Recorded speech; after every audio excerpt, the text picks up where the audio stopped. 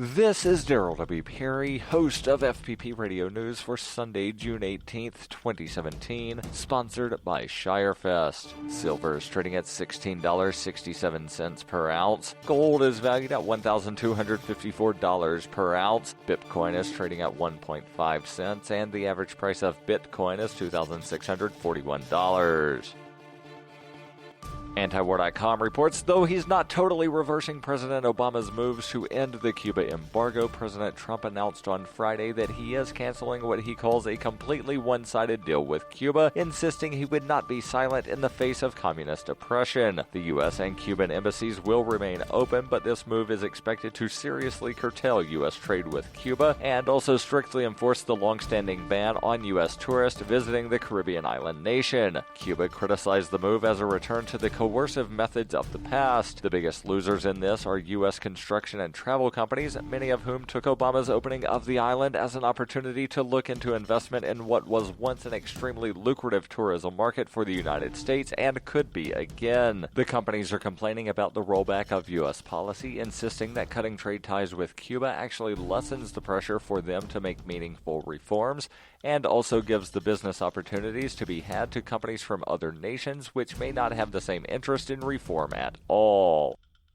For nearly 40 years, Roberts & Roberts Brokerage has been a trusted source for buying and selling precious metals like gold and silver. They also take Bitcoin for precious metal purchases and have permanently removed the minimum purchase amount for all orders paid in the digital currency. Call Roberts & Roberts today for knowledgeable advice on buying and selling precious metals and a forward-thinking approach to new technologies. 800-874-9760 or visit online at rrbi.co.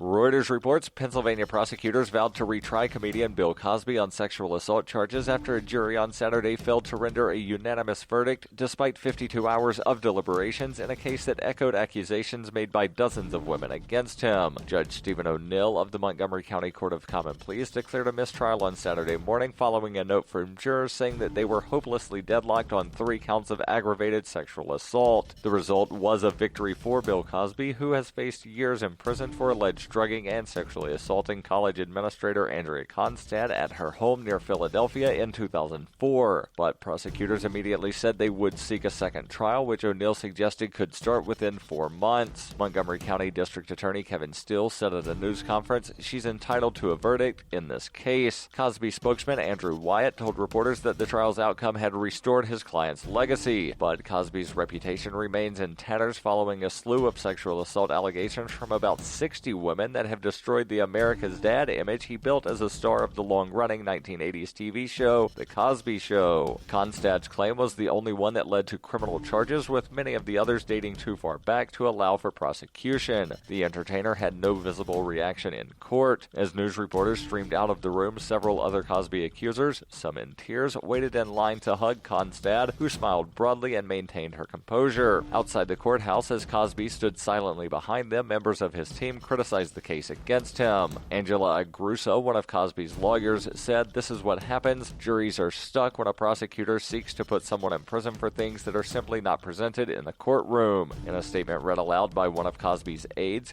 his wife Camille, who attended only a couple of hours of the trial, took aim at the prosecutors and the judge. Camille Cosby said in a statement, "How do I describe the district attorney? Heinously and exploitively ambitious. How do I describe the judge? Overtly arrogant and collaborating with the district attorney." The mistrial was a blow to the dozens of women who have said they were sexually assaulted by Cosby, including several who attended the trial wearing buttons that read, "We stand in truth." Constad did not speak to reporters, but her attorney, Dolores Troiani, said Constad was a very spiritual person who believes everything happens for a reason. Cosby has denied all of the women's claims, saying that any sexual encounters were consensual. He still faces several civil lawsuits from at least 10 accusers.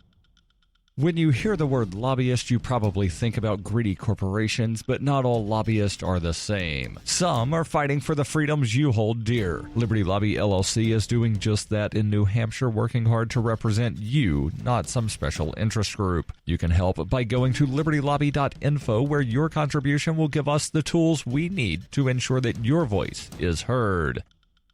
This has been FPP Radio News, online at fppradio.com.